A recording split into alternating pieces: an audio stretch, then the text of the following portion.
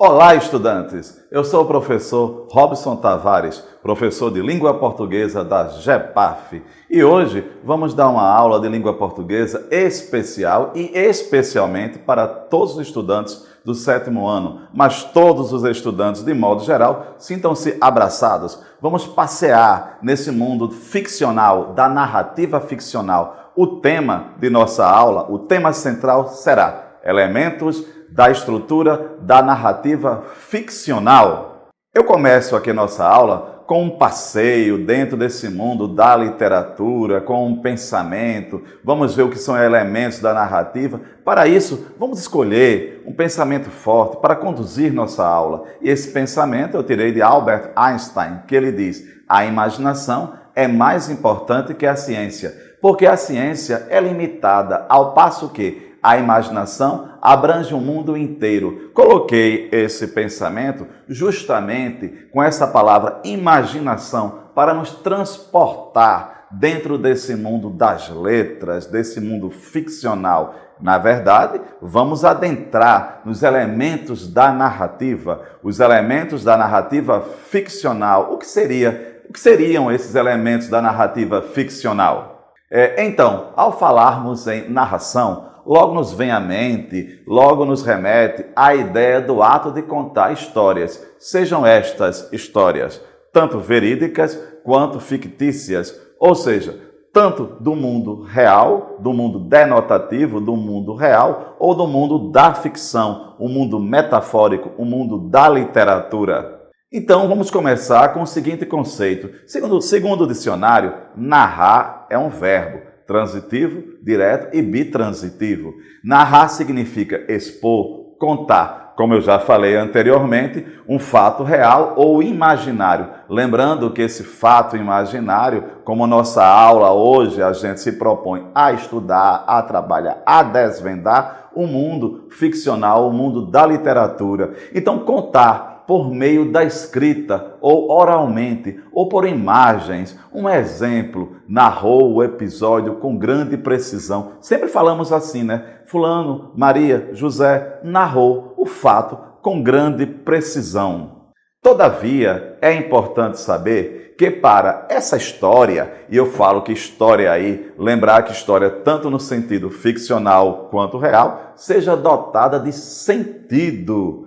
Ela precisa atender a critérios específicos no que se refere aos seus elementos constitutivos. Dentre eles destacam-se, vamos ver aqui um ponto importante. Quando eu falo elementos da narrativa, é importante salientar, confirmar, como falei outrora, que vamos entrar neste mundo ficcional, o mundo da literatura. Então, para contar a história, para nós narrarmos a história, é preciso ter conhecimento dos elementos da narrativa. Esses elementos que nós vamos agora conhecer um pouco mais e depois, quem sabe, vamos treinar, certo? Ao redigirmos uma narrativa ficcional, seja ela um conto, seja ela uma novela, um romance, certo? Então vamos conhecer os elementos da narrativa.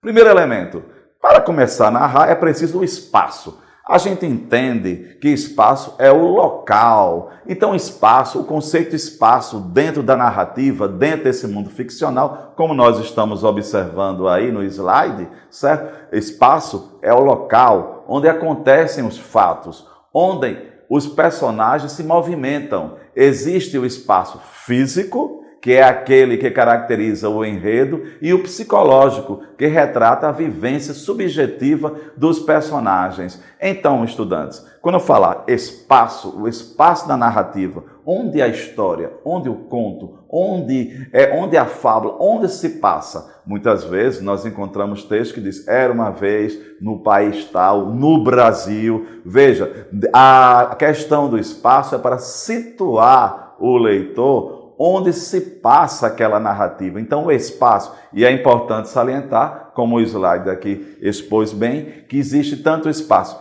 físico, o local, quanto o psicológico. E o psicológico, ele retrata a vivência subjetiva, psicológica, o mundo interno das personagens. Então, espaço é o local, o espaço físico e o espaço psicológico. Vamos adiante. Temos aqui o segundo elemento da narrativa, é o tempo. Tem a questão do tempo, nós vemos aí como está colocado, certo? O tempo caracteriza o desencadear dos fatos. O desencadear, é importante salientar, desencadear dos fatos é constituído pelo cronológico, cronos, tempo do relógio, que, como o próprio nome diz, é ligado a horas, a tempo, a datas. O tempo cronológico, é só lembrar, cronológico, tempo, relógio, datado, certo? Então nós temos aqui esse tempo cronológico, como o próprio nome já diz, certo? É ligado a horas, meses, anos, ou seja, marcado pelos ponteiros do relógio e pelo calendário. Outro é o tempo psicológico. Veja, nós temos o tempo cronológico e agora vamos adentrar nesse tempo psicológico. O próprio nome já diz, psicológico. O que seria o tempo psicológico? É aquele ligado às lembranças, aos sentimentos interiores vividos pelos personagens e que intrinsecamente relacionados com a característica pessoal de cada um. Então vejamos aqui, nós temos o tempo cronológico, cronos, calendário, relógio, certo? Meses, aquele que eu posso datar, aquele que eu posso marcar através do calendário, do relógio. Então, o tempo cronológico, cronos, e o tempo psicológico. Esse tempo psicológico, ele é marcado justamente pelo pensamento, o mundo interno das personagens. Então, nós já observamos o local, o espaço, o tempo. Então, vamos adiante. Nós temos aqui o terceiro ponto. Personagens. Claro que toda história, toda narrativa, todo conto, novela, romance, até na vida real, nós temos os personagens. Aqueles que são envolvidos dentro da trama, da situação, do enredo, certo? Então os personagens são as peças fundamentais, pois sem elas não haveria o próprio enredo. É importante salientar que eu posso dizer tanto o personagem quanto a personagem. Personagem vem de persona, máscara. Então, entre os elementos da narrativa, nós temos o quê? Até agora nós vimos o espaço, o tempo, certo? E agora os personagens. Então, vamos lá, vamos prosseguir. Uma observação. Há a predominância de personagens que se destacam pelos atos heróicos, chamados de principais. Outros que se relacionam pelo seu caráter de oposição, que são os antagonistas. E há também os personagens secundários, que se destacam tanto quanto as primárias, funcionando apenas como suporte da trama em si. Então veja só, nós temos o quê? Os personagens principais, nós temos o protagonista, que é aquele a quem a história versa sobre ele, e temos o antagonista. Então, em uma trama, nós encontramos os personagens principais e os personagens secundários. Entre eles, nós temos o protagonista, que seria o personagem principal, aquele a quem a história, a trama, a narrativa versa sobre ele. E nós temos os opositores a eles, que nós chamamos de antagonistas. Então temos o protagonista e o antagonista. Também temos os personagens secundários, que são os demais personagens que fazem parte da trama, do enredo. Quarto elemento, o narrador. Veja só, nós passeamos pelo espaço, pelo tempo, a questão dos personagens, o personagem antagonista, o personagem protagonista, e agora vamos ver o narrador. O que seria o narrador? Vamos pensar, narrador. Narrador nos remete justamente ao tema de nossa aula, a questão da narrativa, os elementos da narrativa. Então, o narrador é aquele que narra a história, atuando como mediador entre a história narrada e o leitor ouvinte. Classifica-se o narrador em 3 modalidades distintas. Vamos agora conhecer as 3 modalidades distintas do narrador. Então, lembrando bem, narrador, narrativa, narrador, o elemento criado pelo autor para contar a história. Não confundir o narrador com o autor. O autor é o ser, é a pessoa que criou, que arquitetou, que teceu o texto. O narrador vai ser o elemento criado pelo autor para contar a história. E existem, eu coloquei para vocês hoje, 3 modalidades centrais de narrador. Vamos lá, vamos conhecer isso aqui para entender bem o que seria o narrador. O primeiro narrador, o primeiro conceito, narrador personagem. Eu acho que o próprio nome já diz, narrador personagem. Ele narra e ele é personagem. Então vamos ver aqui, nós temos narrador personagem, ele conta e participa dos fatos. Ao mesmo tempo, neste caso, a narrativa é contada em primeira pessoa. Quando eu falo em primeira pessoa, você vai ter que analisar que é a primeira pessoa verbal, o eu. Vamos ver.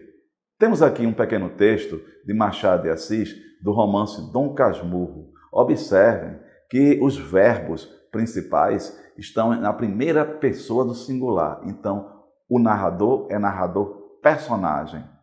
Uma noite destas, vindo da cidade para o Engenho Novo, encontrei no trem da Central um rapaz aqui do bairro que eu conheço de vista e de chapéu. Cumprimentou-me, sentou-se ao pé de mim, falou da lua e dos ministros e acabou recitando-me versos. A viagem era curta e os versos pode ser que não fossem inteiramente maus. Vejam só, eu grifei, está ali grifado, encontrei, marquei bem que o primeiro verbo que aparece aqui, o primeiro verbo que marca esse narrador, encontrei. Então, o texto, ele é narrado, os verbos, os elementos, pronomes oblíquos estão em primeira pessoa. Então, é o narrador personagem. Chamamos de narrador personagem aquele narrador que ele vive a história e ele conta a história. Coloquei justamente um texto de Machado de Assis. Vocês irão estudar posteriormente o Machado de Assis, esse grande escritor brasileiro que a maioria dos seus livros é narrado em primeira pessoa. Se é narrado em primeira pessoa, há um narrador personagem. Narrar a história e viver a história. Como aqui nós encontramos o verbo encontrei. Ele encontrou. Então, ele narra, ele vive, ele conta a história. Vamos para o segundo narrador. Temos aqui o narrador observador. Narrador observador. Ele narra e ele observa. O anterior foi o narrador personagem. Narrar e viver a história. Esse daqui nós veremos que ele narra, ele observa, ele está observando. Então, narrador observador, o próprio nome já diz, apenas limita-se em descrever os fatos, sem se envolver com os mesmos. Ele não se envolve com os fatos. E aí vem destaque aí predomina-se o uso da terceira pessoa do singular, diferentemente do narrador personagem, em que os verbos estão na primeira pessoa do singular. Encontrei, observamos, observei, eu vi, a primeira pessoa do singular. Este aqui, a predominância é o verbo na terceira pessoa, porque ele apenas observa, ele apenas narra, ele observa o fato, ele conta a história. Ao invés de dizer encontrei, foi encontrado. Então está na terceira pessoa, certo? Então vejamos aqui um pequeno exemplo desse narrador observador. O sol estava começando a baixar e a luz da tarde estava sobre a paisagem.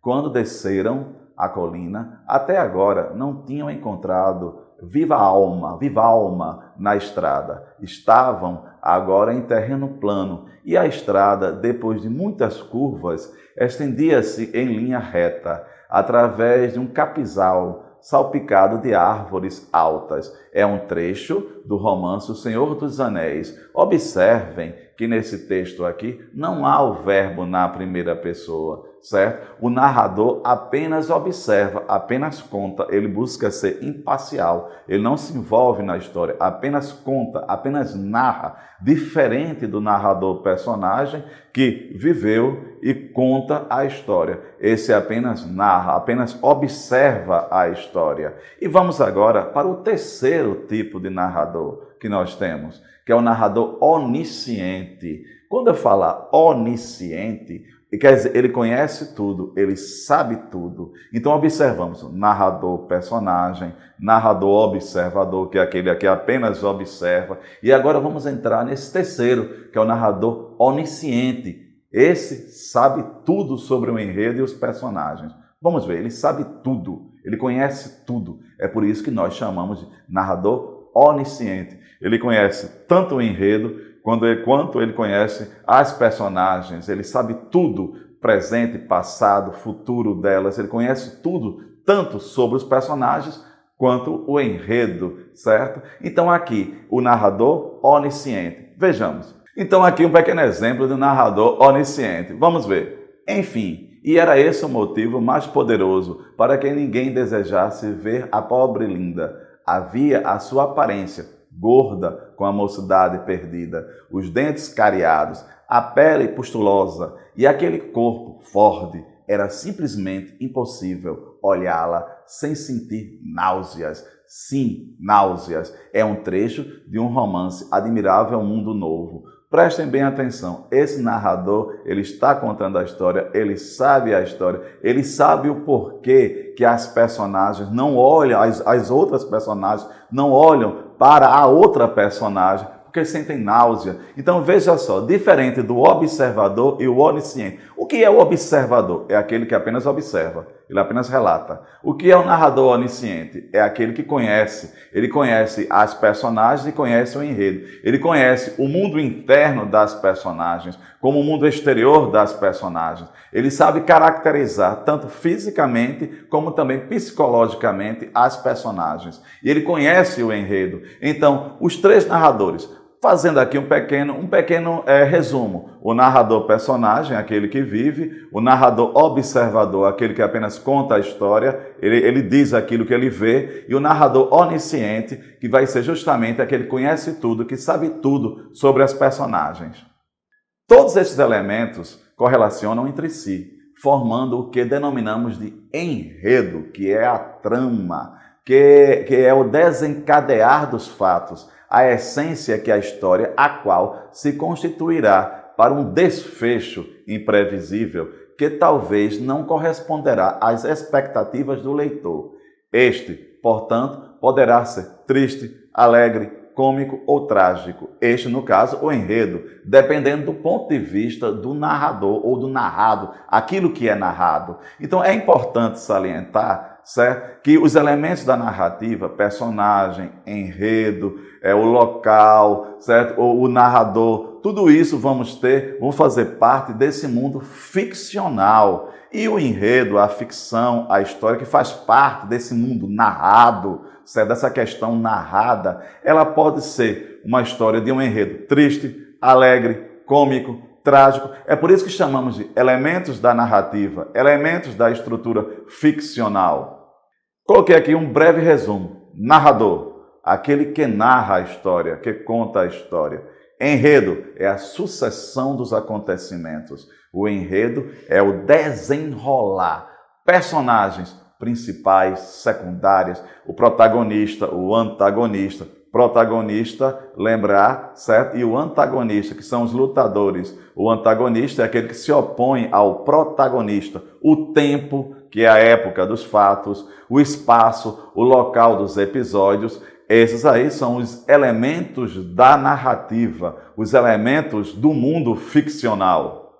Desta forma, como está aqui exposto, em se tratando do texto narrativo, frisei bem, narrativo, todo o desenrolar dos fatos, o enredo em si, em consonância com a ação dos personagens ou das personagens, está condicionado ao propósito do narrador em materializá-lo por meio de uma mensagem discursiva. Essa mensagem que nós observamos, que ela pode ser triste, pode ser cômica. Qual a intencionalidade que o narrador dá à trama, certo? Tal registro se dá de formas distintas, caracterizando-se de forma direta, indireta, ou, em alguns casos, ocorre a fusão de ambas, que nós veremos o discurso direto, o discurso indireto ou o discurso misto, aquele que mexe com o discurso direto e indireto. Então é importante salientar como nós observamos os elementos da narrativa, o narrador, o personagem, o local, certo? O enredo, que é o desenrolar dos fatos. É sempre importante conhecer para podermos adentrar neste mundo ficcional, o mundo da literatura. E é importante o o personagem, conhecer a mensagem do texto. Então é importante se apropriar dos elementos da narrativa para poder prosseguir dentro do mundo das letras. E agora vamos estudar um pouco sobre o discurso direto, o indireto e o misto dentro da narrativa. Nós temos aqui tipos de discurso. O primeiro discurso, como eu falei, é o discurso direto. Aí, como está aí bem frisado, bem sublinhado, o que seria esse discurso direto? O nome já diz, discurso direto. A produção dele se dá de forma integral, na qual os diálogos são retratados sem a interferência do narrador. Gente, se não há interferência do narrador, há o diálogo, há o discurso direto entre as personagens. Trata-se de uma transcrição fiel da fala dos personagens, que para induzi-las, o narrador utiliza-se de alguns sinais de pontuação, travessões, sinais que marcam a fala de um personagem, cada fala marcando, certo? Aliados ao emprego de alguns verbos de elocução, tais como dizer, perguntar, responder, indagar, exclamar, ordenar, entre outros. Por exemplo, Maria disse, José falou, Antônio perguntou. Então vai marcar justamente a questão que da fala das personagens ou dos personagens. Veremos um pequeno exemplo de um texto narrado no discurso direto. Maurício saudou com silenciosa admiração esta minha vida avisada à malícia e imediatamente para meu príncipe. Vem a fala. Há 3 anos que não te vejo, Jacinto. Como tem sido possível neste Paris, que é uma aldeola, e que tu atravancas essa de Queiroz. Veja que o que está aqui sublinhado, você vai encontrar o discurso direto, é a fala do personagem. Então, o discurso direto é o discurso que marca a fala do personagem sem a interferência do narrador. E lembrar que há sinais de pontuação que marcam travessões, pontuação exclusiva, que marcam a fala do personagem, a fala direta da personagem. Em outras palavras, sem a diluição com a fala do narrador. Então, o discurso direto é o discurso do próprio personagem, da própria personagem do texto. Por isso o nome discurso direto. Então, o segundo discurso, o discurso indireto. Nós observamos que o discurso anterior é o discurso direto. Lembrar que discurso direto é o quê? É aquele discurso em que há a fala direta do personagem, da personagem, sem a interferência do narrador. O próprio nome já diz, discurso indireto. Se é um discurso indireto, nós vamos encontrar aqui elementos do narrador. Veremos. O mesmo ocorre quando o narrador, o mesmo no caso, o discurso indireto, ao invés de retratar as falas de forma direta das personagens, as reproduz mediante ao atributo de suas próprias palavras, colocando-se na condição de intermediário frente à ocorrência. Essa questão de intermediário frente à ocorrência é justamente o seguinte: o narrador está interferindo, o narrador mistura suas palavras, as palavras do narrador, com as palavras das personagens, o que não ocorre no discurso direto. O discurso direto é o discurso das personagens, o discurso direto das personagens. O discurso indireto há o quê? A interferência do narrador. O terceiro tipo de discurso é o discurso indireto livre. Nós observamos que o discurso direto é o discurso aquele em que há a fala direta das personagens. No discurso indireto, nós encontramos o quê? O narrador como intermediador das falas das personagens. Por exemplo, quando eu digo eu vou ao banco, eu estou narrando diretamente, eu, o personagem. Já quando eu falo que Maria vai ao banco, ela disse que, veja que nós vamos encontrar o discurso indireto. Há uma diluição da fala do narrador com a fala da personagem. E aqui nós temos o discurso indireto livre. O que seria esse discurso indireto livre? Como anteriormente mencionado, nesta modalidade, as formas direta e indireta fundam-se por meio de um processo em que o narrador insere discretamente a fala ou os pensamentos do personagem em sua fala, embora ele não participe da história. Instala-se dentro de suas personagens confundindo sua voz com a das personagens. Vejamos, olhava, abria e chegava mesmo a aspirar-lhe o perfume do forro, misto de verbena e de fumo. A quem pertenceria? Ao Visconde? Era talvez presente da amante? Veja que há um questionamento, aqui do narrador. Seria justamente a quem pertenceria? Ao Visconde? Era talvez presente da amante? Veja que há uma diluição. Nós observamos o quê? O discurso direto, o discurso indireto e o indireto livre. O direto, nós encontramos o quê? O discurso da personagem, sem a interferência do narrador. O discurso indireto há justamente a mistura das palavras do narrador com das personagens. E nós temos o discurso indireto livre, que vamos encontrar justamente o que? Essa fusão que nós temos, como nesse texto. Olhava, não é? Abria e chegava mesmo a aspirar-lhe o perfume do forro, misto de verbena e de fumo. A quem pertenceria? Veja, a quem pertenceria? Veja essa intromissão, veja essa entrada, veja essa interferência do narrador. Ao Visconde era talvez presente da amante. Então, o narrador está aí, a opinião dele. Então, nós temos o quê? As três formas de discurso. Então, aqui, discurso direto, discurso indireto e o indireto livre, que fazem parte de quê? Da questão do discurso do texto ficcional, como nós observamos os elementos da narrativa, como nós entramos na questão dos elementos que formam a narrativa do mundo ficcional, do mundo narrado, o narrador, o personagem, o enredo, o clímax, certo? O enredo, esse desenrolar dos fatos, esse desenrolar das ações.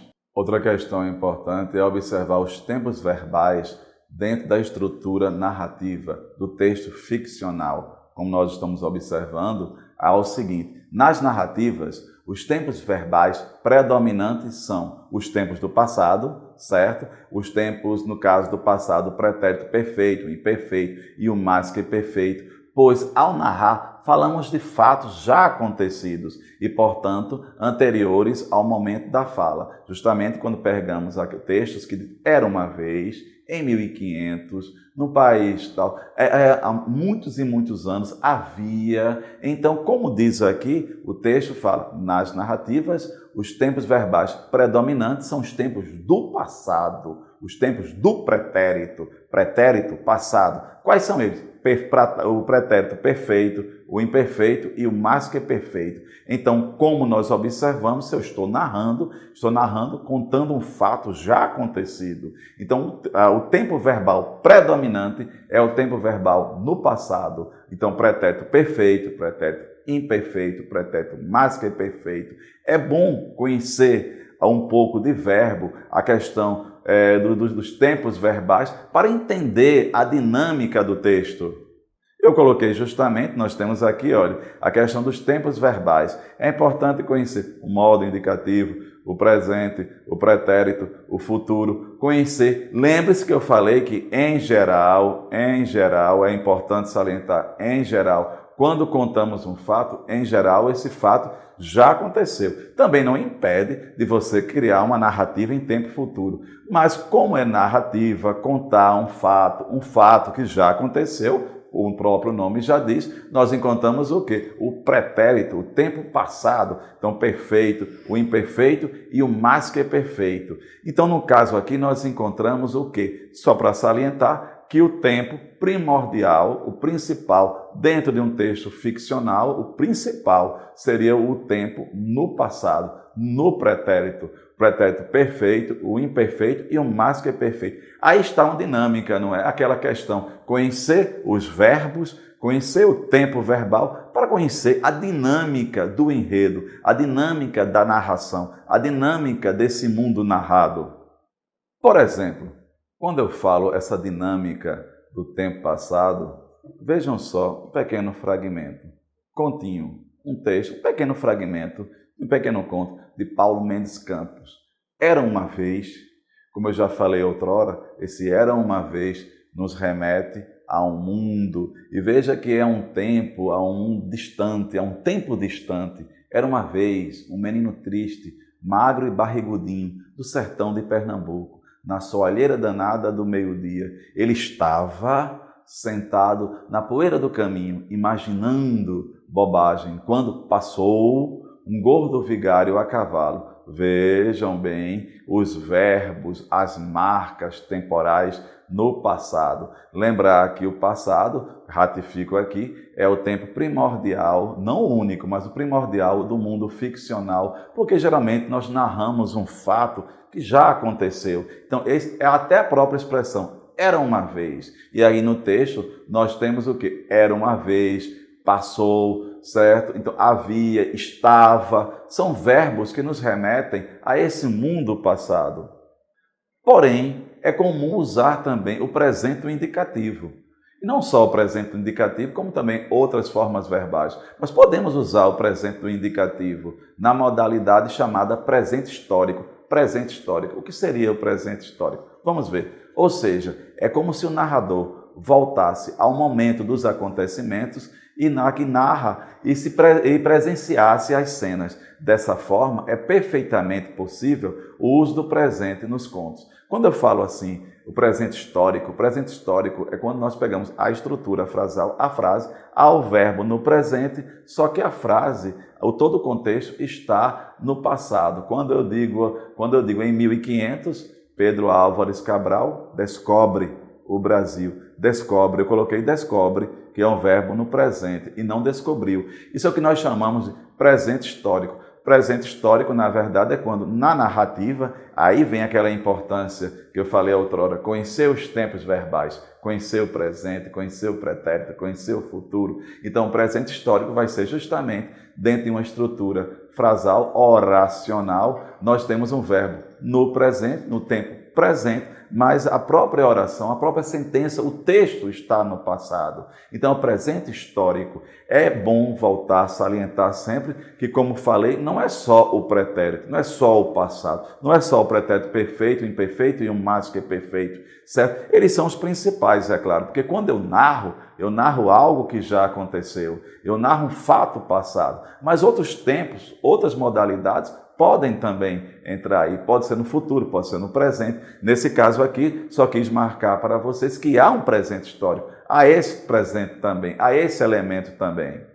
Por exemplo, desce o menino a montanha, atravessa o mundo todo, chega ao grande rio com as mãos, recolhe quanto de água lá cabia, volta o mundo a atravessar pelos montes, se arrasta, 3 gotas que lá chegaram, bebeu-as a flor com sede, 20 vezes cá e lá. Vejam só, os verbos que estão destacados estão no presente, porém o texto certo está no passado, é o que nós chamamos de presente histórico. E é importante salientar que o objetivo de nossa aula é justamente analisar, adentrar nesse mundo, o mundo da narrativa. Então, para finalizar aqui, nós encontramos o quê? Vimos os elementos da narrativa, nós passeamos um pouco sobre a questão do narrador, do personagem, do tempo, o enredo, o desenrolar dos fatos, conhecer que o narrador pode ser narrador de primeira pessoa, de terceira pessoa, o discurso direto, o discurso indireto, conhecer os modos verbais, conhecer o verbo e saber o que este verbo faz dentro do contexto. Ou seja, o texto pode ser narrado em várias formas verbais, vários tempos verbais, só que o principal foi o pretérito, mas não só o pretérito. Então, esse é o mundo ficcional. Eu apenas apresentei para vocês dentro dessa imensidão, do conhecimento da literatura, do conhecimento do texto, da leitura, a grandiosidade do mundo da literatura. Claro, do mundo em que mescla a linguagem, o conhecimento gramatical e o início desse mundo literário. Quando eu falar literário, é para que você, estudante, comece a apreciar mais e mais a poesia, o poema, o romance. Hoje nós observamos os elementos da narrativa, os elementos da narrativa do texto ficcional. Então, um abraço a todos e prossigam sempre nos seus estudos e em suas leituras. Um abraço forte do professor Robson Tavares.